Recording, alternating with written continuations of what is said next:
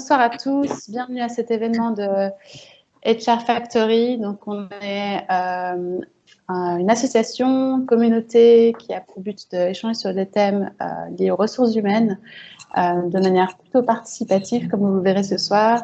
Et ça devait être Marc Benninger qui a démarré l'événement, mais il a des problèmes de connexion. Donc, je prends le relais pour vous présenter le programme et les différentes bonnes pratiques pour cet événement en ligne.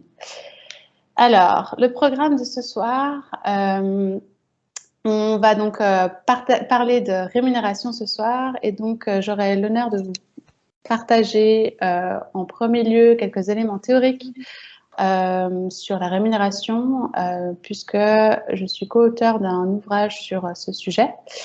Et puis ensuite, on aura la chance d'avoir deux partages d'expérience de l'entreprise Nothing par Alex Margot et puis de Propulsa par Aliénor Carré-David qui nous partageront leur expérience de leur entreprise. Et on passera ensuite à un moment plus participatif où l'idée c'est de réfléchir en petits groupes sur quelle autre innovation vous connaissez en matière de rémunération, histoire de rassembler toutes vos connaissances et nos connaissances pour en faire une synthèse commune en plénière à la fin. Quelques bonnes pratiques pour ce webinaire. Donc, vous pouvez poser des questions à n'importe quel moment dans l'option de chat questions. Les personnes qui sont donc les trois intervenants, donc moi-même, pourront vous répondre après leur intervention. On va faire notre possible. On aura une synthèse donc à la fin, après le partage en groupe, qui sera disponible dans un deuxième temps. On va essayer de la formaliser et puis de pouvoir vous la partager. Aussi, merci de couper vos micros si vous n'êtes pas en train de vous exprimer. Les présentations vous seront envoyées, et comme vous remarquez, on est donc en train d'enregistrer l'événement parce qu'on le diffuse ensuite sur notre chaîne YouTube. Peut-être un dernier point, c'est que non, il n'y a pas de dernier point, c'est bon, les présentations vous seront envoyées, donc soyez certains d'avoir l'information. Ah oui, c'est ça que je voulais dire, c'est qu'on vous enverra aussi les différentes ressources de l'ouvrage que je vais présenter, mais aussi d'autres sur la rémunération qui seront mentionnées. Donc c'est un peu bizarre de m'introduire puisque Marc, je ne sais pas s'il nous a rejoint entre deux, mais Marc Benninger devait faire l'introduction et malheureusement il n'est pas présent. Du coup, pour ma part, je m'appelle Manon Peterman, je suis donc chercheuse sur les questions d'agilité organisationnelle. Je travaille à la Haute École de Gestion du Canton de Vaud. J'ai mis mon adresse privée ici parce que mon activité au sein du comité d'HR Factory, il est plutôt côté bénévole que professionnel, même s'il touche à des domaines professionnels. Et puis, l'année passée, en septembre passé, j'ai eu la chance de participer à l'édition de cet ouvrage qui s'appelle « Système de rémunération, enjeux, évolution et innovation », donc a été édité par les éditions HRM d'HR Today. Donc, vous pouvez trouver, si vous tapez HRM et le titre, vous pouvez le commander pour l'avoir en version papier. Je ne crois pas qu'il est disponible en version électronique, malheureusement. Donc, ma mission de ce soir, c'est d'introduire un tout petit peu ce sujet. Je ne vais pas entrer dans le détail complet de qu'est-ce qu'on a couvert dans cet ouvrage, puisque je vous laisserai le soin de lire le contenu. Mais brièvement, les sujets qu'on a abordés, donc on a partagé cet ouvrage en trois parties. La première, on a voulu couvrir quelques aspects théoriques relatifs à la rémunération, notamment définir le terme déjà, mais aussi faire une petite perspective historique sur ce sujet, comment les enjeux ont évolué au cours du temps depuis le début du XXe siècle.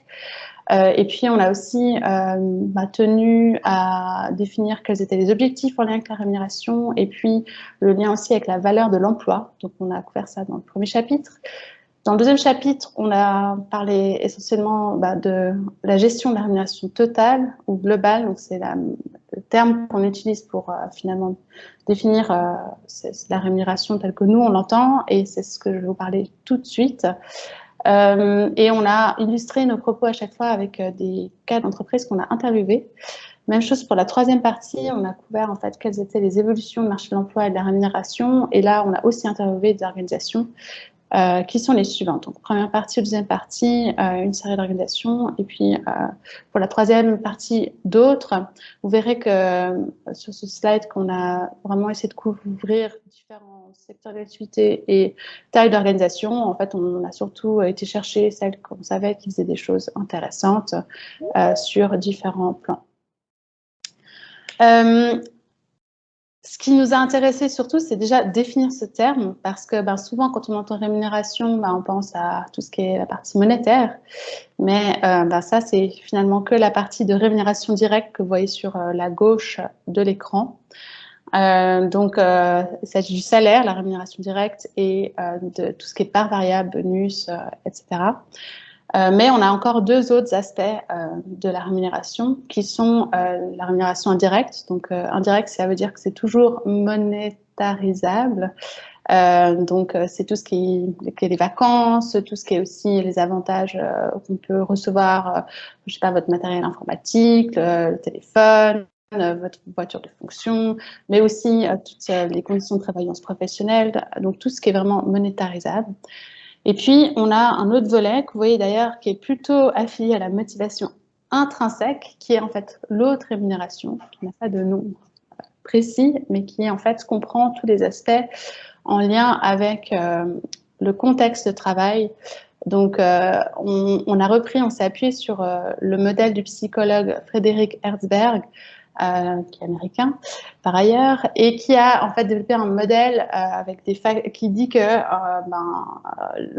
l'individu il s'épanouit, il peut dégager une motivation en lien avec des facteurs qui sont plutôt d'ambiance, donc c'est des politiques d'entreprise claires, une supervision qui est adéquate, des bonnes relations au travail, une sécurité de l'emploi.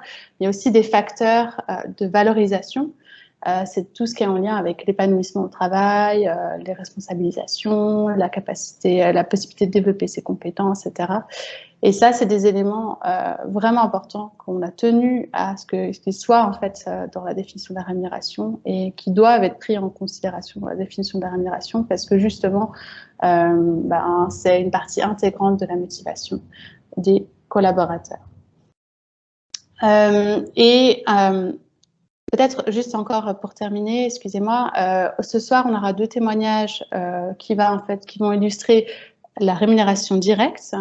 Donc on va avoir Alex Margot de Nothing qui va nous parler de comment ils ont repensé leur système salarial, et puis Aliénor Carré-David qui va nous parler de comment chez Propulsable ils ont repensé la définition des parts variables. Donc, on aura moins d'illustrations par rapport aux deux autres aspects, mais on compte sur vous dans les groupes de travail, les groupes de réflexion à la fin pour aussi réfléchir à qu'est-ce qui peut être fait en termes d'innovation sur ces deux autres éléments. Finalement, pour clore ma présentation, je pense que c'est aussi important de quand même vous introduire ces questions du lien entre les objectifs et le construit du système de rémunération. Donc, ce qui est important, c'est d'être en tant que dirigeant, en tant que responsable RH, mais aussi même en tant que dirigeant tout court, d'avoir conscience que la rémunération, c'est vraiment un objet stratégique et que, comme tout objet stratégique, il faut faire des choix, qu'on ne peut pas tout faire, qu'il y a parfois des axes qui vont être conflictuels ou contradictoires, ou alors qu'on ne peut pas réussir à tout faire, et que c'est important d'aligner la rémunération aux objectifs stratégiques de l'organisation. Je m'explique. Donc là, sur ce schéma, vous voyez qu'en fait, on va avoir des objectifs, des fondements du système qui vont être vraiment en lien avec les fondements, c'est-à-dire est-ce qu'on valorise plutôt l'emploi, les familles d'emploi ou les compétences? Est-ce qu'on valorise plutôt l'ancienneté ou la performance? Est-ce que on valorise plutôt l'équité interne ou l'équité externe, c'est-à-dire le fait de s'aligner, d'avoir des salaires qui sont égaux à l'interne ou s'aligner au marché? Toutes ces questions-là. Il y a quelqu'un qui n'a pas fermé son micro, si vous pouvez faire attention à le fermer. Et en fait, on voit qu'en fonction de la stratégie de l'entreprise, on va peut-être, si on a une stratégie, on a besoin d'attirer beaucoup de talents, on va peut-être favoriser l'équité externe typiquement. c'est-à-dire s'aligner au prix du marché, voire même avoir une politique salariale de leader, c'est-à-dire même avoir des salaires un petit peu plus élevés, au détriment peut-être de l'équité interne, parce que parfois, c'est deux choses qui sont un petit peu conflictuelles. Mais voilà, c'est des choix stratégiques à faire. Il y a aussi des choix qu'on peut avoir par rapport à la récompense de la performance. Est-ce qu'on décide de récompenser la performance à court ou à long terme? Est-ce qu'on décide de faire des différences au niveau de strates hiérarchiques, ou alors on fait des parts variables égales pour tous? Est-ce qu'on fait des salaires qui ont une part fixe importante et puis un petit ratio de parts variables? Alors on fait des parts variables importantes parce qu'on veut stimuler la production, et puis le contexte, c'est propice au contexte. Et il en va de même également pour la gestion du système. On peut choisir de gérer le système de manière centralisée, décentralisée, participatif, non participatif, de manière transparente ou secret. Et toutes ces questions-là, en fait, elles sont en lien direct avec la stratégie de l'organisation. Donc ceci pour enlever un tabou de se dire il y a des choses qui sont bien, pas bien. Je pense que c'est surtout une question de contexte.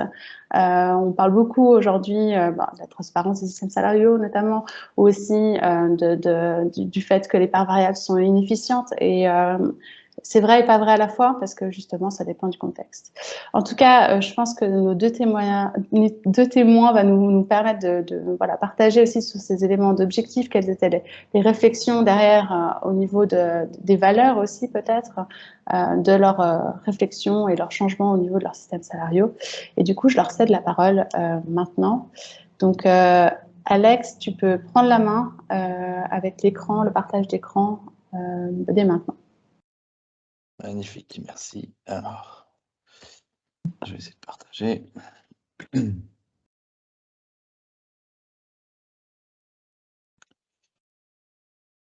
Nickel. Voilà, est-ce que tout le monde voit mes slides? Je pense que oui. On va dire que oui.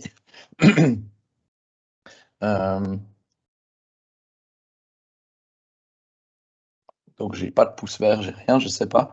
Est-ce que quelqu'un peut me faire un signe si vous voyez les slides? Tout bon. Merci, Marc. Ok, alors bonsoir tout le monde. Tout d'abord, navré pour ma voix. Je me booste au miel, donc j'ai un petit pot de miel. Donc si j'arrive plus à parler, je reprends une cuillère. Donc voilà, j'ai 10 minutes, donc je vais faire vraiment très court. Et puis, donc, je vais parler effectivement de la rémunération directe chez Nothing. Et pour ça, je dois commencer par parler un petit peu de notre organisation et comment on organise. Alors, chez Nothing, on a une équipe de 20 et on est organisé dans un concept qui est proche de l'holacratie ou la sociocratie. Grosso modo, gouvernance à autorité distribuée, où l'idée cœur, c'est qu'on n'a pas des positions, mais on a des rôles. Donc, on a beaucoup de rôles. Et puis, chacun de ces rôles, si on les détient, on a des responsabilités qui sont attachées à ces rôles. Donc là, typiquement, je me suis sélectionné, on voit les différents rôles que j'ai. J'ai des rôles dans l'acquisition, dans la production, dans le cercle. Je vais me concentrer juste sur ce petit cercle ici à l'intérieur, je vais zoomer dedans. Et ici, vous voyez qu'il y a un rôle qui s'appelle Salary Transparency Coach. Et ce rôle, la raison d'être qu'on a ici, c'est Promote Active Dialogue about Salaries and the Use of the Salary Transparency App. Donc effectivement, dans ce rôle, on fait mention d'une app qu'on appelle une app, c'est la Salary Transparency App. Et c'est un processus qui nous permet à tout moment de décider des salaires de différentes personnes et puis qui permettent aux gens de voir comment eux-mêmes peuvent changer leur salaire. Alors voilà, pour l'instant, il est détenu par moi, donc je suis responsable de ce rôle et j'ai toutes ces responsabilités. On ne va pas aller dans les détails, mais je vais revenir justement sur ce rôle aussi dans les challenges qu'on a actuellement. Donc si on passe maintenant à la rémunération, notre système de rémunération, il est le suivant. Il n'est pas lié au rôle qu'on vient de voir, donc il n'y a pas une valeur par rôle dans cette carte. Il est lié à des compétences. Donc on a une matrice de compétences, elle est beaucoup trop petite ici pour que vous voyez, je vais zoomer sur une ligne après. Mais grosso modo, on a une grosse matrice de compétences, une dizaine de valeurs, et puis pour chacune des valeurs, on a une note de 1 à 7. Et donc, chaque personne chez nous peut se noter elle-même. Par exemple, deuxième ligne, c'est communication. je pense que, voilà, communication, j'ai une valeur de 5 parce que c'est ce qui matche le mieux ma description. Donc, je vais zoomer sur la première ligne. Là, on voit la première ligne, c'est ideate. How well can I identify patterns and combine insights to come up with a valuable new idea? Et puis, on essaye de mettre une description pour chacun des niveaux de 1 à 7. Et puis, voilà, quand on a un nouveau talent qui vient, le talent doit se noter lui-même. Évidemment, on ne connaît pas encore le talent. Donc, ça va être très difficile pour nous de dire je pense que tu es plus haut ici ou plus bas ici. Néanmoins, le rôle que j'ai en tant que Salary Transparency Coach, je peux coacher un peu la personne.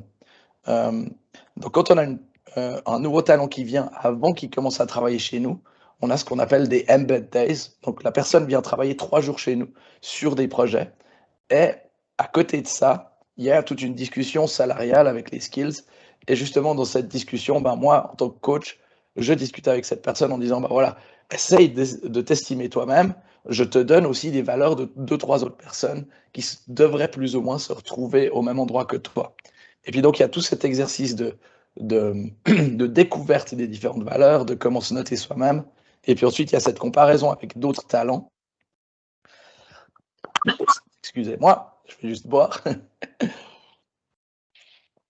Voilà. Et moi, en tant que coach, je peux ensuite dire, OK, je sens que cette personne, elle essaie plutôt de se sous-évaluer ou de se surévaluer. Il y a des gens dans le marché, il y a une tendance générale que les hommes se surévaluent et les femmes se sous-évaluent, mais ce n'est pas toujours le cas. Et donc, c'est aussi à moi de faire ce travail de ressentir un petit peu où la personne se trouve. Si la personne commence à travailler chez nous, on a ce qu'on appelle incubation time, on a 3 mois d'incubation. Et à la fin des 3 mois, il y a une vraie évaluation du salaire, qui est une évaluation peer-to-peer. Donc, il y a d'autres pairs qui vont venir, qui ont travaillé avec cette personne pendant les 3 premiers mois, qui vont traverser la matrice et qui vont dire, ouais, clairement, elle a bien fait, cette personne, de mettre 5 ici, ici, ici. Ah, tiens, ici, je pense qu'elle est trop haute, elle devrait être un peu plus bas. Ah, tiens, ici, elle pourrait être plus haute, etc., etc.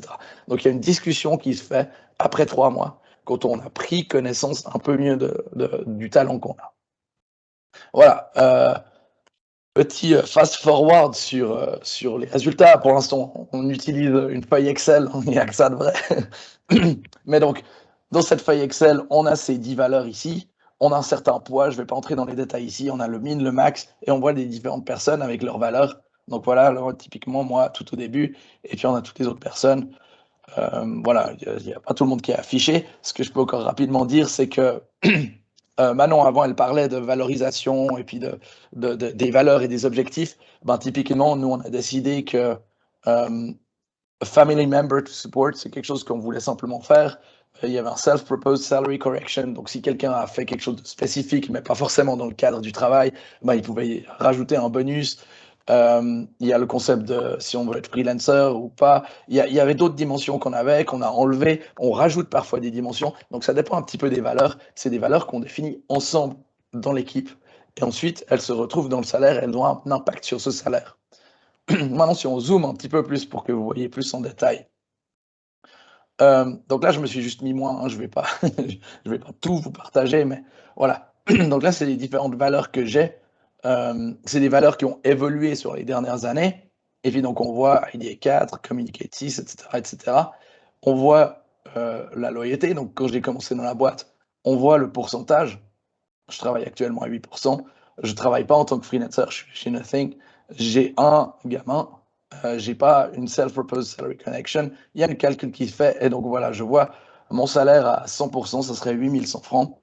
Et actuellement, vu que je suis à 80%, c'est à 6480 brut. Donc voilà, ça c'est quelque chose, on a tous accès à ça. Et surtout, on a tous accès à ces valeurs. Et à tout moment, les personnes peuvent venir vers le coach, le Salary Transparency Coach, et dire je pense que là, il y a une erreur, que ce soit trop haut ou trop bas. Voilà pour le système. En gros, je ne vais pas entrer dans les détails. J'aimerais plutôt, dans les 3 minutes qui me restent, partager les différents challenges qu'on a. Alors, il y en a plein. Hein, donc, j'ai mis 3 petits points. Je vais pas tous les aborder. Le premier, c'est peut-être quelque chose que j'aimerais mentionner avant d'entrer dans ces points. C'est que c'est quelque chose qu'on a mis en place avant d'entrer dans cette organisation à gouvernance décentralisée, j'arrive plus à parler, à gouvernance distribuée. Donc c'est un concept qu'on avait avant, quand on avait encore, je dirais, une hiérarchie plus typique. Et donc c'est ça qui fait que c'est assez déconnecté de nos rôles. Mais c'est quelque chose qu'on a voulu faire, un exercice qu'on a voulu faire pour voir si on avait la maturité d'amener la transparence à nos salaires et ce type de discussion. Et donc on n'était que 12, on était une équipe de 12. Il y en a 2 qui sont partis suite à ça, donc ça fait pas beaucoup, mais ça fait quand même 20%. 20%, c'est plus ou moins normal dans ce genre d'exercice, aussi dans des plus grandes boîtes, mais donc c'est aussi arrivé dans une petite team comme la nôtre. Aujourd'hui, on est 20, tout le monde aime bien le système, mais ça ne veut pas dire qu'il n'y a pas des tensions. Alors, je vais vous en lister 3 ici. Le premier, c'est les biais ou les négociations. Donc, la manière de faire si on veut avoir une mise à jour de salaire, c'est qu'on ne parle pas du salaire, mais on va toujours parler des compétences. Donc, on retourne sur la matrice des compétences et on discute des compétences. Et une personne qui veut une augmentation, c'est pas elle-même qui va aller vers le coach. Elle doit trouver un pair qui est d'accord d'argumenter pour elle vers le coach. Donc, c'est quelqu'un d'autre qui va m'approcher en disant cette personne-là, elle a fait des efforts incroyables ici, j'ai la preuve, j'ai un exemple, je pense que ça vaut la peine d'augmenter la valeur. Donc, c'est vraiment toujours pair par pair. Mais il y aura toujours des biais, parce que généralement, je vois que les gens sélectionnent toujours leur meilleur pote ou ce genre de choses. Il y a des négociations qui se font, parfois dans des discussions genre « Ouais, je sais qu'au niveau des compétences, je n'arrive pas à aller plus haut, mais je peux avoir un salaire plus haut autre part, donc est-ce qu'on peut me donner un bonus sur la dernière ligne ?» ou ce genre de choses. Donc même si on essaye d'enlever tout cet aspect négociation et autres, il y en a toujours qui se passent. Et le problème, c'est qu'il y a une seule personne, le Salary Transparency Coach, qui est central là-dedans. Donc finalement, on a un système qui est quand même à quelque part centralisé. Ça passe toujours par moi. Et c'est des négociations où parfois, j'ai aussi un biais, parce que j'ai vu certaines personnes faire certains efforts, mais peut-être que d'autres personnes, je n'ai pas vu. Le deuxième, c'est la progression. Ce qui est très difficile dans un système comme celui-ci, c'est qu'il n'y a pas une mise à jour des salaires automatique. Et c'est d'ailleurs lié avec le troisième point. Les personnes doivent elles-mêmes prendre la responsabilité de dire « je vaux plus, je vais faire une demande, je vais trouver quelqu'un qui me vend pour augmenter mon salaire ». Et ce qui fait que on se retrouve avec des gens qui sont plus extravertis, qui osent plus faire ça, où il y a peut-être une demande tous les 6 mois, et on a d'autres personnes qui sont peut-être plus introverties, ou qui sont peut-être satisfaites pendant longtemps de leur salaire, et qui tout à coup ont une tension ou alors un besoin privé, et qui viennent et qui ont une énorme requête, genre il me faut plus 15 points parce que sinon je change tout. Et le problème là, c'est que finalement il y a des salaires qui stagnent pendant 2-3 ans sans augmenter, et ensuite il y a des gros sauts. Ou alors il y a justement d'autres personnes. Enfin, il y a une sorte de casse entre certaines personnes. Voilà, il y a d'autres challenges. J'ai dépassé mes 10 minutes, donc je vais arrêter de parler là. Je me réjouis de répondre à toutes vos questions. Voilà, merci beaucoup, Alex, Margot. Voilà, je vous prie de m'excuser pour le couac au tout début, ça a été un problème technique. Mais voilà. Donc, est-ce qu'il y a quelqu'un qui veut poser une question à Alex Margot sur sa courte présentation? Moi, j'en ai une ou deux, si jamais. Est-ce que quelqu'un veut se lancer?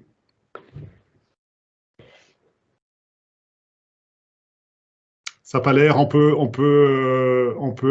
n'hésitez pas, si vous avez des questions, il y a sauf erreur un chat aussi, je ne l'ai pas trouvé moi le chat, mais je crois qu'il y a un chat où on peut poser des questions. Donc ma question c'était, donc si j'ai bien compris, tout le monde connaît les salaires de tout le monde chez Nothing, hein. Nothing qui est, en parenthèse, vous aider les personnes à transformer leurs idées en projets concrets, c'est bien juste, hein? Alors, il y a deux questions. Alors, effectivement, Nothing, c'est une agence digitale qui aide d'autres compagnies à créer leurs produits ou à raffiner leurs produits avec un focus sur l'expérience utilisateur. Effectivement, je ne me suis même pas introduit, navré pour ça. Concernant la question des salaires, oui, tout le monde connaît le salaire de tout le monde et tout le monde voit les valeurs de la matrice des compétences de tout le monde. Ok. Est-ce que vous avez copié ce modèle chez quelqu'un d'autre? Est-ce que, si oui, vous avez dû l'adapter beaucoup? Et puis, troisième partie de la même question, combien de temps ça vous a pris pour changer votre modèle salarial? Alors, non, on ne l'a pas copié. C'est clair que aujourd'hui, il y a plein de choses qu'on trouve sur le net, c'est cool. En 2016, quand on l'a fait, il y avait moins. Il y avait évidemment déjà des choses, donc on a lu des choses. Mais ce qu'on a fait à l'époque, c'est qu'on a demandé à 3 personnes de réfléchir à ce système. Ces 3 personnes ne faisaient pas partie de la hiérarchie, puisqu'on avait encore une hiérarchie à l'époque, ne faisaient pas partie de la hiérarchie. On travaillait dessus pendant peut-être 2 mois et demi pour mettre toutes ces descriptions en place, pour itérer avec l'équipe, pour demander un petit peu est-ce que c'est clair, etc. Et aussi pour parler des différentes valeurs, donc quelles sont ces valeurs et ces objectifs qu'on a. Et puis ensuite, simplement, on l'a mis en place, quoi. On a simplement dit, OK, ben, on essaye. Et puis c'est vrai qu'il y a eu une sorte de choc. Donc il y a eu certaines personnes qui ont eu des augmentations, certaines personnes qui ont eu des baisses, et certaines personnes qui ont stagné. Les personnes qui ont eu des baisses, c'était simplement des personnes qui, à l'époque, il y avait déjà une sorte de tension. Et en fait, le fait d'avoir créé ce système, ça a mis la lumière finalement sur ces tensions de 2-3 personnes qui mettaient peut-être moins d'efforts, mais qui avaient des salaires plus hauts que d'autres personnes qui étaient arrivées peut-être plus tard ou qui avaient un salaire simplement plus bas. Donc, c'est des personnes qui finalement auraient dû prendre plus de responsabilités dans leur matrice pour obtenir le salaire qu'ils avaient déjà, mais ils ne voulaient pas forcément prendre plus de responsabilités. Donc, c'est là où il y a eu quelques tensions. Mais je dirais à peu près 2 mois et demi avec itération interne, et puis ensuite, c'est parti. Pour la première itération. Depuis, on a itéré 2-3 fois. D'accord, merci beaucoup. Donc environ 3 mois pour mettre tout ça en place. Et puis des réajustements, si je bien comprends, il y a plus d'équité maintenant. Les gens sont payés par rapport à ce qu'ils livrent réellement à l'entreprise. C'est bien juste. Disons, c'est le souhait. Oui. Mais pour être honnête, on est en train de rechanger le système. Et on est en train de le rechanger assez radicalement pour essayer d'enlever ce biais, cette négociation, et pour essayer d'aider les personnes à mieux comprendre leur progression. Donc on essaie de revenir à un système alors tout aussi transparent, sauf qui est moins basé sur le peer-to-peer, peer-to-peer, et qui est plus simplement sur un plan très clair sur ce qui va se passer. Donc après 3 ans chez Nothing, on devrait atteindre un certain seuil, plus ou moins une valeur. Après 6 ans, on devrait atteindre un certain seuil, plus ou moins une valeur. Et je ne dis pas qu'il n'y aura pas des ajustements, mais il y a un sens de progression qui va exister, qui pour l'instant n'existe pas du tout, et qui, pour répondre un petit peu à ce que tu dis, fait que non, je ne pense pas que tous les salaires soient très fairs. Je pense qu'il y a des personnes qui ont un salaire qui est plus juste parce que ces personnes ont eu le culot de demander, alors que d'autres personnes, peut-être plus silencieuses, ne l'ont pas fait et ne l'ont pas fait trop longtemps. Merci beaucoup pour cette franchise. Toute petite dernière question, puis après on passe à la présentation d'Aliénor Carré-David. Est-ce que non, elle m'échappe cette question. C'était quoi la petite dernière question? Je ne sais plus. Ça me reviendra, je suis désolé, ça me reviendra, c'est l'émotion. Alors, on passe à la présentation de Aliénor Carré-David, qui dirige l'entreprise Propulse Lab. Et Propulse Lab, c'est un incubateur d'entrepreneurs. Donc, vous aidez les freelancers, si j'ai bien compris, il faut me corriger si c'est faux, à booster leur business. Bonsoir à tous. Oui, alors en fait, on accompagne des entrepreneurs dès le début, mais ils ont des entreprises avec un business model qui leur permet de grandir assez rapidement. Et donc, nous, on leur fournit les outils informatiques et des expertises digitales un peu sur tout le parcours. On est Propulse Lab, on a 3 ans et demi d'existence. On a commencé à 5 et on est 30 aujourd'hui. Et je vais pouvoir vous parler justement un peu des évolutions qu'on a fait sur la rémunération. Peut-être déjà rapidement sur la rémunération, on la considère au global. Donc, il y a à la fois la partie salariale, mais aussi l'organisation qu'on a, donc avec une responsabilité décentralisée qui permet à chacun d'avoir beaucoup de liberté, assez peu d'hierarchie. Alors, on n'en est pas au point de Nothing, mais voilà, donc on est assez décentralisé. Le côté intérêt et les missions variées et ambiance, événements, le sens qu'on va prendre dans la vie des salariés pour être au quotidien. Donc ça, c'est un peu pour le contexte. Alors au début, oui, c'est vrai que j'ai une présentation. Alors c'est très simple, je vais vous partager mon écran. Bague de partage.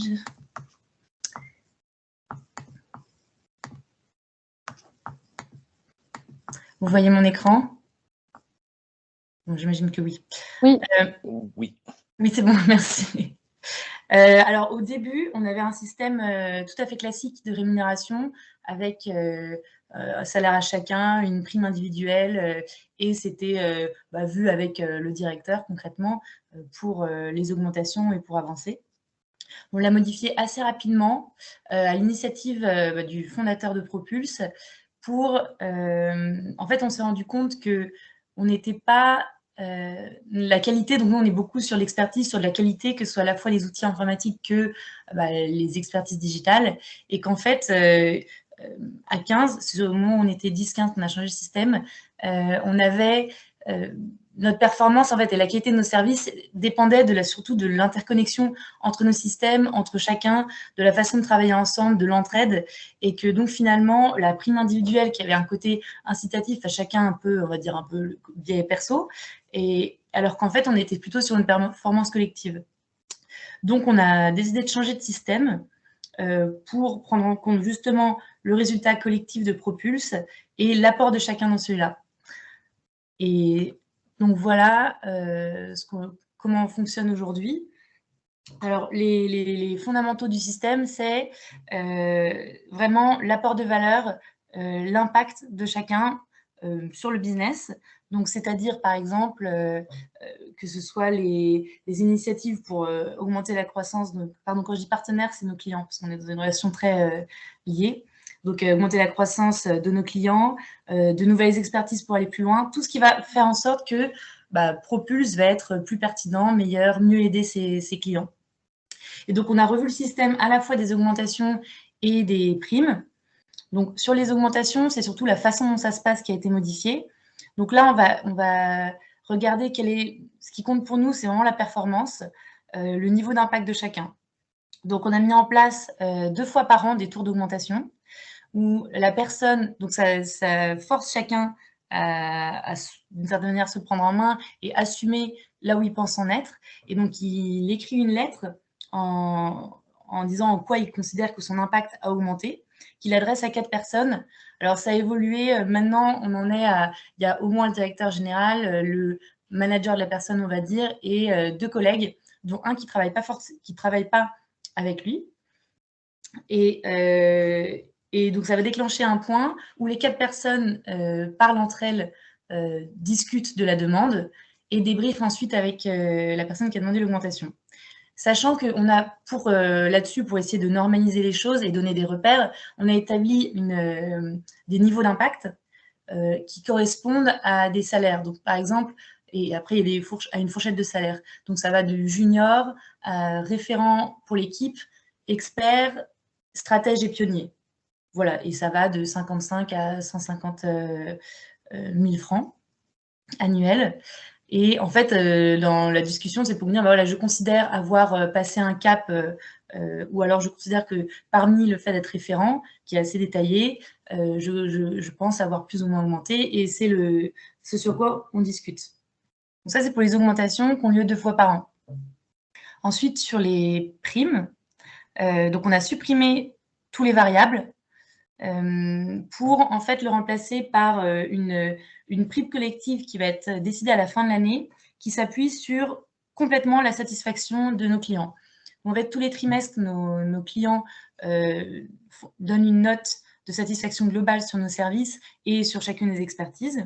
On fait la moyenne à la fin de l'année. Si c'est supérieur à 2,2, sachant que ça va de 0 à 3, de 0 pas satisfait, satisfait, très satisfait, et apport de valeur en plus. Et si donc en moyenne, on est plus souvent à très satisfait, une prime est déclenchée. Il faut savoir que ce système, ça fait 2 ans qu'on l'a mis en place.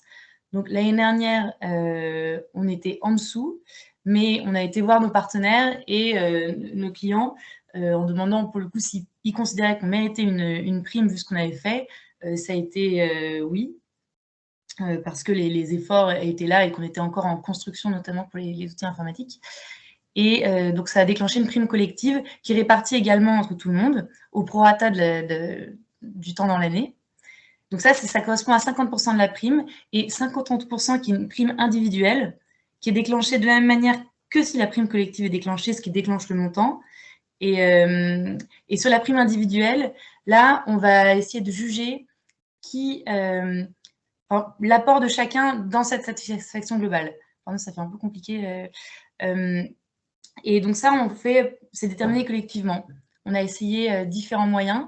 Et donc ça, c'est toujours pour essayer de mettre en valeur l'apport dans la croissance et la performance de Propulse. On a testé un premier modèle où fallait classer en fait toutes les personnes de l'équipe. Et donc, ce qui fait que ça force à... Il y a un côté vraiment bienveillant. On dit comme ça peut paraître dur, mais c'est vraiment juste se dire la question, c'est qui cette année a le plus apporté à classer les gens dans l'ordre de l'apport. Et donc, ça permet, en fait, grâce à l'intelligence collective, d'avoir des primes assez justes. Et on a aussi fait un modèle où c'était en attribuant des points. Voilà, sur les 2 dernières années. Et ça nous fait la prime donc, de fin d'année. Maintenant, donc le but de tout ça, c'est de valoriser la performance. Mais il faut savoir que nous aussi, on a remarqué différents biais. Pour l'augmentation, par exemple, il y a le même biais dont parlait Alex précédemment, qui est de la négociation. Il y a ceux qui vont plus ou moins oser. Alors ça, on se force au moment des demandes à évaluer en fait tout le monde et regarder est-ce que certains n'ont pas fait de demande et on considère que leur impact a augmenté.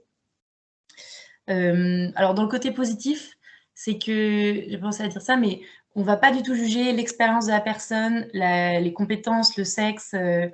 Très récemment, donc là on sort d'un tour d'augmentation, on a des personnes beaucoup plus jeunes qui vont gagner plus que certains qui ont peut-être plus d'expérience, mais qui vont, dans le rôle finalement, être moins impactants. Après, chacun est valorisé et peut être valorisé sur autre chose, mais en termes de salaire et d'impact, on n'attend pas l'ancienneté d'avoir 10 ans de boîte pour pouvoir atteindre même un rôle de directeur. Enfin, c'est tout bête. J'ai 28 ans et j'ai eu la chance de pouvoir un peu, parce qu'on m'a fait confiance, mais monter finalement les échelons assez rapidement par la compréhension business ou par les différents apports. Je reviens sur les biais. Le côté négociation, le fait que ce soit 2 fois par an, d'un côté, on se disait que c'était positif parce que ça permettait de donner une certaine flexibilité. En fait, on se dit, c'est pas maintenant que je fais ma demande, c'est pas attendre 1 an. Mais en fait, ça fait que c'est des discussions qui, à chaque fois qu'elles viennent sur la table, ça fait quand même des rumeurs dans l'entreprise, c'est un état d'esprit qui n'est pas forcément ce qu'on veut et les gens se concentrent sur d'autres choses que le travail. Et là, vraiment récemment, on a remarqué sur un problème d'ambiance. Donc, on réfléchit aussi à le mettre à un autre moment parce que novembre, c'est avant les primes. Et donc, les gens ne considèrent pas les primes en plus de ce qu'ils vont demander en salaire. Voilà, donc là, c'est des retours très récents, comme on sort d'un tour de négociation, mais je pense qu'on va revoir le système pour au moins décaler dans le temps et essayer d'éviter les biais de négociation. Parce que le principe, c'est de dire, moi, je pense que que j'ai tel impact, je vaux tant. Mais en fait, finalement, ils se disent, chacun met 5 000 de plus pour pouvoir avoir ce qu'il veut entre les deux. Donc voilà, donc c'est le biais vraiment de négociation qui était ce qu'on voulait éviter à l'origine.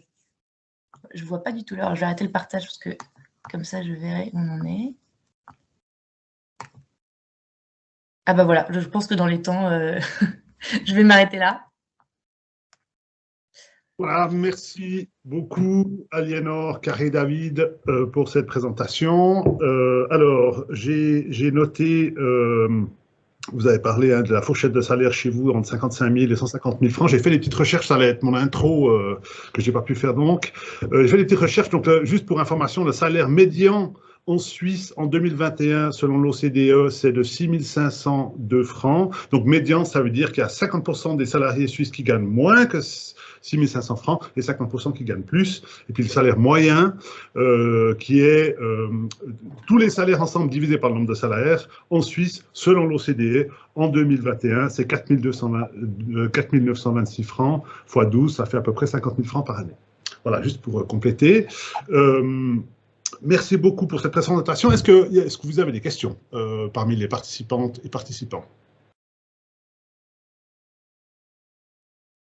N'hésitez pas, faites signe. Oui, Alex Margot. Yes, j'ai une petite question par rapport à la case en haut à droite de ta matrice, qui est donc la négociation 2 fois par année, à droite. Donc tu dis c'est une équipe de 4 personnes qui revoit le salaire. Et donc actuellement, le directeur revoit de toute façon le salaire de tout le monde, du coup. Exactement. Donc il doit faire, ouais. il doit faire 30 fois le travail.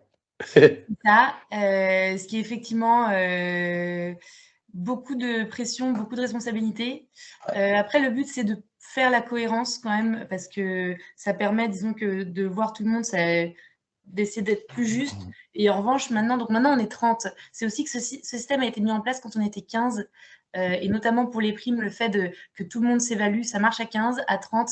On est en train de repenser le système parce que là, ça va être le côté copinage. Lui, je l'ai un peu plus vu, ou l'autre, parce que c'est beaucoup plus dur que chacun collectivement arrive à juger l'impact de tous, ce que j'ai oublié de dire tout à l'heure. Et aujourd'hui, c'est pour la cohérence. À terme, le but, c'est que il y a 2 échelons. Hein. Chez nous, il y a, disons que moi, en dessous et en dessous. Enfin, voilà, au plus, on essaie de regrouper. Et le but, c'est que je sois de plus en plus en retrait, juste là pour la cohérence. Là, j'ai eu un point ce matin où il y a des personnes avec qui je travaille même pas directement, donc je vais vraiment être dans l'écoute et faire un peu l'animateur. Donc c'est le rôle de un peu, vous avez, je pense, l'impression le côté salary coach. Je suis plutôt la garante un peu de la cohérence, mais c'est pas moi qui vais avoir les avis. Alors il y a un autre biais, c'est que de plus en plus, il y a quand même ça tire vers le haut en fait. Le fait que ce soit les personnes de l'entreprise qui jugent, et ils n'ont pas forcément, c'est un métier en fait, de savoir quelles sont les valeurs sur le marché du travail, qu'est-ce qui se fait, un côté un peu qui peut paraître dur, mais en même temps, pour essayer d'être juste, il faut savoir avoir des éléments de repère, et c'est une responsabilité qui est très forte à donner à toute l'équipe. Et donc, en fait, je suis aussi là pour ça. Et on remarque encore ce biais-là, et ça, je ne sais pas encore comment le résoudre. Ouais, cool. Merci pour le partage. Oui, merci beaucoup. Petite question de clarification, si j'ai bien compris, la prime collective, tout le monde reçoit le même montant? Oui. Alors, c'était en pourcentage, et les fois précédentes, c'était en pourcentage de salaire. Parce que c'est toujours, on se dit par rapport à ce que la personne peut apporter dans l'entreprise. D'accord. Et puis par rapport à la prime individuelle et à l'apport de chacun à la performance collective, vous avez des exemples d'impact justement qui sont souvent utilisés pour justifier une augmentation? Alors, en termes de prime ou en termes d'augmentation? Alors, impact, ça va être souvent… Impact, hein, c'est ça ou bien? Sur l'augmentation, on va juger l'impact, mais pas d'une seule fois, qui ça sera plutôt vu en prime. Une fois dans l'année, on va dire ah oui, il apporte énormément, donc collectivement, on va sûrement mieux le noter, on va dire. Mais lors d'une augmentation, c'est l'impact visible par tout le monde et sur le long terme. C'est-à-dire que ce n'est pas juste sur un moment. Exemple, on a pas mal de… là récemment, donc nous on a une expertise qui est le reporting, la BI. Une personne qui est arrivée au début en tant que data analyst, qui connaissait techniquement ce qu'il fallait faire, mais pas bien du tout le business de nos partenaires, a passé 1 an et demi à bien comprendre tout ça, et maintenant est vraiment rentré dans la catégorie expert, c'est-à-dire que concrètement, il est capable de parler à nos partenaires, à nos clients, comprendre leurs besoins et en faire une visualisation pertinente. Donc là, il y a un cap qui est passé. On le considère effectivement comme expert. Alors, au début d'expert, parce que l'expert, donc ça va de 80 par exemple à 100, au tout début. Voilà. Et après, ça va être le côté moteur, par exemple, ou le fait de aussi faire des feedbacks à l'équipe. Il y a différents axes dans la grille. D'accord, merci beaucoup. Alors, avant de passer à la partie participative, c'est la question que j'avais pour Alex Margot qui m'est revenue à l'esprit, donc je vais quand même la poser. Il y a aussi une question, Marc, si jamais. Pardon? Il y a aussi une question de Julie. D'accord, d'accord. Alors, ma question pour Alex Margot, c'était est-ce que vous avez un modèle qui évalue les compétences à l'interne? Est-ce que vous tenez aussi compte de l'externe, du marché, de l'avancement de vos affaires, de ce qui ne concerne pas finalement les compétences des collaborateurs dans l'évaluation de ces salaires? Alex Margot. Ouais. Alors, actuellement, non. Actuellement, non, mais c'est sur notre liste pour la prochaine version. D'accord. Merci beaucoup. Il y a une question alors. Moi, j'avais une question, merci, c'est super intéressant, à Aliénor pour la partie des primes collectives. Donc, vous disiez que vous appuyez sur la satisfaction des clients, mais quid des fonctions support qui n'ont pas d'impact direct auprès de vos clients? Ça se passe comment pour ces gens-là? Alors, c'est une bonne question, mais sachant que justement, c'est déterminé au global pour toute l'équipe. Et chez nous, les fonctions support, même les fonctions support sont valorisées parce qu'elles ont un rôle, en fait, c'est tout bête, mais nous, on accompagne aussi sur la gestion d'entreprise, sur le RH, sur l'admin, nos partenaires. Donc, en fait, c'est des personnes qui s'en occupent pour Propulse et pour nos partenaires. Donc, on n'a personne actuellement qui ne fait rien, en fait, de fonctions qui seraient pur support interne parce que, comme ça, en fait, on optimise en proposant ce service à la fois propulsé à l'externe. Mais c'est une bonne question. Et le fait que ce soit justement collectif, c'est-à-dire que si on a une évaluation partenaire, il y a une note globale et une note par expertise. Et on s'appuie sur la note globale. Donc, si au global, Propulse, en fait, les partenaires ont été très satisfaits de notre rapport, toute l'équipe et les fonctions support comprises, s'il y en avait, aura le même montant. Est-ce que ça répond à votre question? Oui. Oui, merci. Merci beaucoup. Peut-être juste à Julie, si c'est bien juste, peut-être juste vous présenter tout brièvement ce que vous faites, l'entreprise. Oui, bien sûr. Moi, je travaille pour une PME qui a 2 ans d'existence, qui s'appelle Socraft.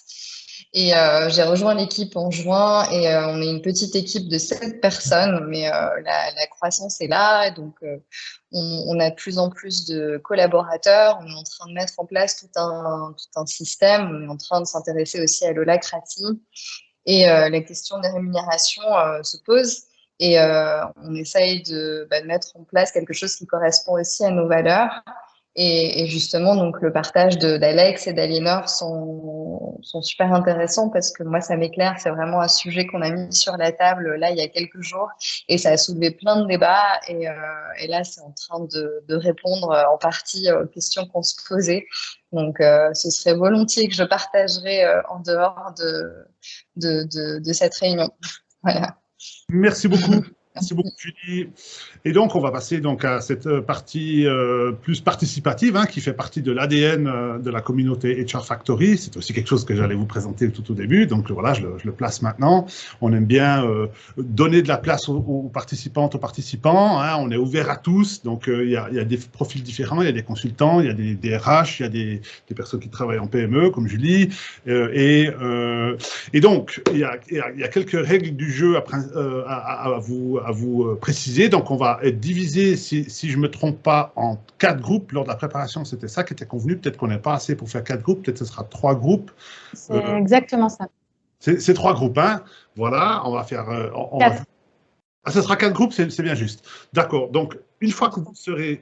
c'est Manon qui va s'occuper de ça. On va tous être éjectés dans 4 groupes différents. On aura, si j'ai bien compris... il faudra nommer un animateur de la séance, hein, et un porte-parole qui va ensuite rapporter tout à la fin, au moment de la synthèse, les idées qui ont été discutées, qui ont été mises sur la table dans le groupe, un gardien du temps. Et puis là, on a un timing qui nous est proposé, sauf erreur, c'est dans la slide suivante, le timing, voilà. Donc, une petite présentation de chacun en 5 minutes, ensuite une discussion en 15, et puis le dernier, c'est, j'arrive pas à lire, là, le 5 minutes, c'est la restitution. C'est le récapitulatif.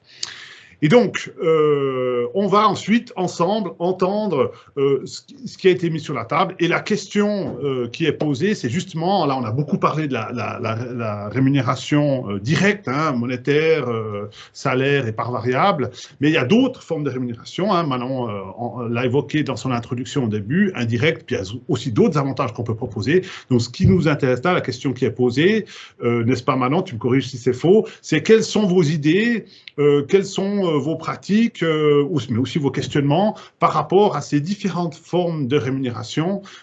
Et comme ça va nous permettre d'échanger en groupe et puis ensuite, ensemble, d'apprendre ce qui a émergé ce qui a été mis sur la table lors de ces discussions. Et puis nous, ensuite, avec le comité, on va essayer d'en faire quelque chose, à voir encore, qu'on va pouvoir vous retransmettre voilà, dans quelques semaines, comme fruit de ces échanges entre les participants. Manon, est-ce que c'est tout bon pour toi? Tout bon. Alors, je vais ouvrir les salles. Voilà, alors, il nous reste 14 minutes dans cet atelier HR Factory. On va terminer à 18h30. Et donc, on va passer maintenant la parole aux 3 porte-paroles. Et ensuite, on va prendre des notes. On va noter ça en live, Manon, ou bien ouais, je note moi en live. Normalement, je suis en train de partager mon écran. J'ai voilà. juste des petits soucis de bande passante, alors je vais juste couper les caméras entrantes, comme ça sera mieux. Mais tu peux seulement faire appel au porte-parole. Qui c'est qui veut commencer? C'est égal, vous pouvez peut-être lever la main, faire signe comme ça, et puis peut-être la salle numéro 1, comme ça c'est plus simple. C'est la tienne si jamais. Oui. C'était la nôtre? Alors c'est Corinne alors. Oui. Bonjour à tous. Alors, en quelques mots, le résumé de nos conversations, nos partages d'expérience, c'est finalement assez simple. On s'est tous rejoints sur quelques mots-clés. On a beaucoup travaillé, enfin, on discutait de ce qui est de la rémunération indirecte ou des autres avantages qui pourraient être des éléments intéressants pour attirer les candidats ou futurs collaborateurs. Et le mot-clé, c'est vraiment l'équilibre de vie privée et professionnelle et cette flexibilité et bien-être au travail. Alors, on a partagé différentes formes d'expériences vécues, mais qui vont du temps supplémentaire, enfin, de vacances supplémentaires accordées, de possibilité d'acheter des vacances, possibilité d'avoir des congés non payés aussi pour profiter. Il y avait Marisa, je crois que c'était qui a expérimenté tous les 5 ans, je crois que c'est 12 jours de vacances supplémentaires qui est octroyé aux collaborateurs dans les 2 ans, à prendre dans les 2 ans, avec la possibilité aussi d'avoir une fois 4 semaines d'affilée pour vraiment débrancher.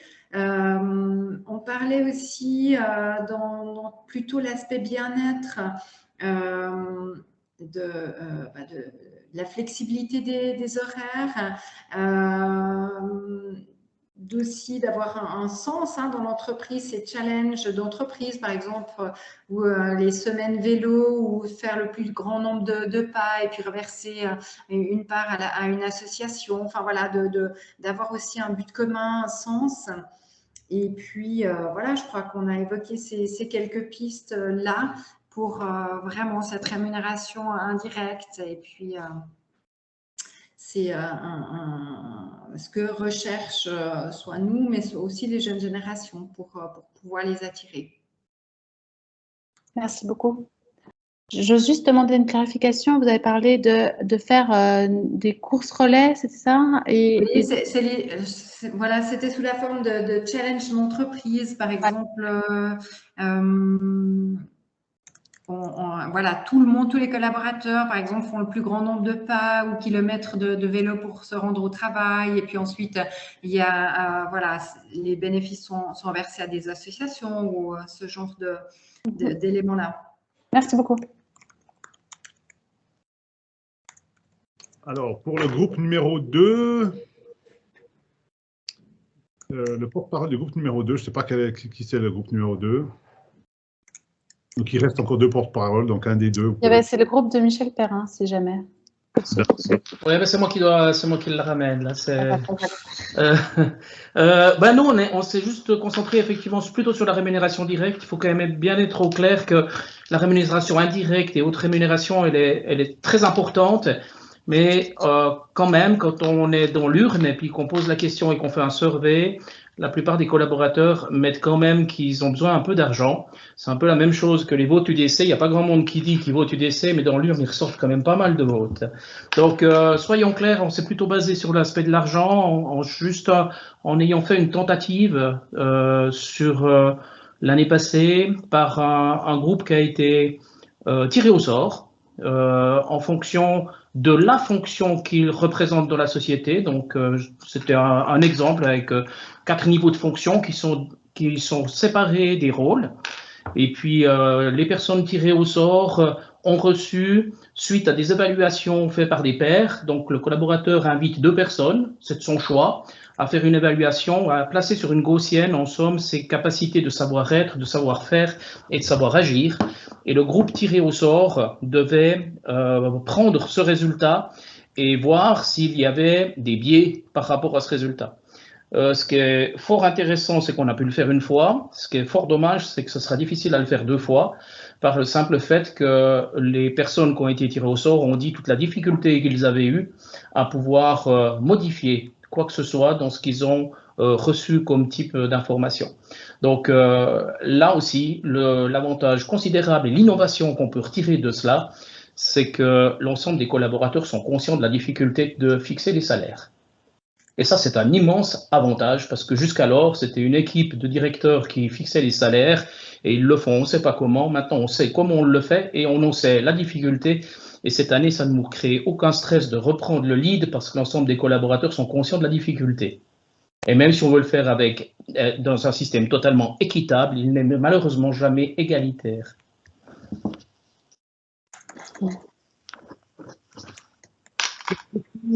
Michel Perrin. Alors, il reste encore un groupe. Donc, je ne sais pas qui est le porte-parole du 3e groupe. Et on vous passe la parole. C'est le groupe d'Aliénor.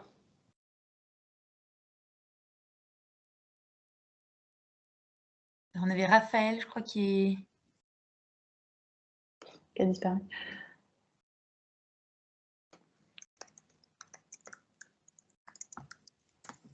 Raphaël, vous voulez y aller ou... Bon, sinon, bon, quelqu'un d'autre du groupe veut y aller? Bon, nous, on a surtout parlé des vacances aussi, le fait de pouvoir avoir au lieu d'avoir son 13e mois, de le transformer plutôt en jour de congé, ce qui pouvait permettre donc pareil, une flexibilité en fonction des âges de la vie, on va dire, où chacun peut être et des préférences personnelles. On a parlé du fait d'avoir dans haute rémunération, le fait d'un groupe qui organise les événements pour l'équipe. Et donc, ça permet à des gens, en dehors de leur fonction, mais sur leur temps de travail, de pratiquer une autre activité. Ça peut fédérer à d'autres niveaux. Et puis, voilà, c'est des événements sympas, les after-work, les journées d'équipe. Voilà, c'est un peu tous ces temps-là d'équipe qui peuvent profiter à tout le monde.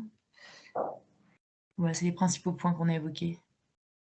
Il y a juste, si je peux me permettre, quelque chose qui était assez intéressant, Liane, je me permets juste, c'était de pouvoir avoir des French benefits à la carte suivant les besoins des collaborateurs. Quand on est jeune, on a peut-être plus besoin de vacances. Quand on a, je reprends les exemples qui ont été donnés par quelqu'un du groupe. Quand on est jeune parent, on a besoin d'une crèche. Quand on est plus âgé, on a besoin de plus capitaliser sur notre caisse de pension, etc. Donc, c'était d'avoir quelque chose, pouvoir offrir quelque chose plus à la carte. C'est intéressant. Merci. Voilà, merci beaucoup pour tous ces inputs, toutes ces réflexions. Alors, il nous reste quelques minutes. Donc, est-ce que vous avez encore des questions à poser? On a nos 2 intervenants de la soirée. Je vois qu'on a une 12aine en ligne là, donc il y a vraiment de la connaissance ici. Donc, est-ce que vous avez encore des questions que vous avez envie de poser à nos intervenants sur ces questions de rémunération? N'hésitez pas. Moi, j'avais Raphaël qui me posait une question au moment où ça a coupé. Alors, je vais peut-être je pense que ça peut être intéressant pour tout le monde. C'est le fait de savoir si on avait des personnes de structures de plus grosses boîtes qui seraient arrivées dans notre système de rémunération et comment elles réagissent. Et alors, sur la partie rémunération, je dirais que les personnes qui arrivent, c'est finalement assez bénéfique, en tout cas au système où on en est aujourd'hui, pour tous les collaborateurs. Donc, il n'y a pas tellement c'est pas trop engageant, même pour les personnes qui vont dans les groupes, et ça tire plutôt les salaires à la hausse. Donc, pour l'instant, on en est à ce constat-là. Donc, pas de réaction, je dirais, négative. En revanche, au début, aujourd'hui, on parle plutôt de responsabilité décentralisée, mais on a essayé le côté vraiment une structure extrêmement plate, sans hiérarchie, et ça marchait très bien à 15 personnes, avec des personnes qui sont au début de l'aventure, très engagées, très investies, qui savent bien ce qu'elles font aussi, mais plus on a grandi, plus on a vu une nécessité en fait de remettre un petit peu d'hiérarchie, et on est revenu vraiment de ces systèmes un peu holacratiques pour mettre de l'hiérarchie, sauf sur les salaires. Donc on est aujourd'hui sur un système un peu entre deux, voilà, pour tout vous dire, et donc beaucoup de questionnements. D'accord, merci beaucoup. Oui, Alex Margot. Ouais, je voulais juste très rapidement réagir sur l'holacratie. Je vais pas aller dans les détails, mais tous ces systèmes holacratiques et sociocratiques ont une hiérarchie. C'est juste que, disons, elle est peut-être pas claire au début, mais il y a des clairs leaders. Et le but de ces nouveaux types d'organisations, c'est pas d'avoir une hiérarchie plate, même si c'est un terme qui est très à la mode, flat hierarchy. C'est en fait quelque chose qui devrait pas exister. Je crois que le fait d'avoir une hiérarchie, c'est quelque chose qui est absolument nécessaire. N'importe le type d'organisation derrière. Je voulais juste rajouter ça. Et peut-être je vais compléter en disant que c'est même pas qu'une question que c'est nécessaire, c'est que c'est en fait illusoire de croire qu'il n'y a pas de hiérarchie dans tout collectif humain, puisqu'il y a des hiérarchies naturelles d'influence, d'expérience et de compétences. Et ce que j'entends, c'est plus en fait que vous avez rajouté de la structure. Alors, ça se traduit par des rangs hiérarchiques, mais voilà. Ça a peut-être un peu de clarté. Parce que le sujet, et puis le fait, c'était quand même un système qui demandait beaucoup de temps à passer, à parler de l'entreprise, à parler d'où on en est, à parler de... et en fait, il y a des personnes qu'on n'est pas forcément, ou c'était pas leur...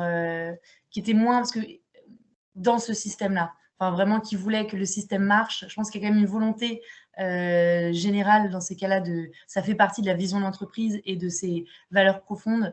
Et voilà. Et c'est là aussi où nous, je pense qu'il y a eu une évolution. Mais je suis d'accord, c'était plus remettre de la structure, effectivement. Merci. Peut-être est-ce que je peux me permettre un petit mot de conclusion avant de te repasser la parole sur peut-être l'annonce des prochains événements, Marc. Ce qui, moi, m'a intéressée et pourquoi j'ai décidé de travailler sur les questions de rémunération, comme vous avez compris, je travaille sur les questions d'agilité organisationnelle, de gouvernance distribuée. Et je pense que c'est un levier vraiment clé que de questionner les modalités de rémunération pour des questions de motivation des employés, mais aussi pour des questions de flexibilisation des structures.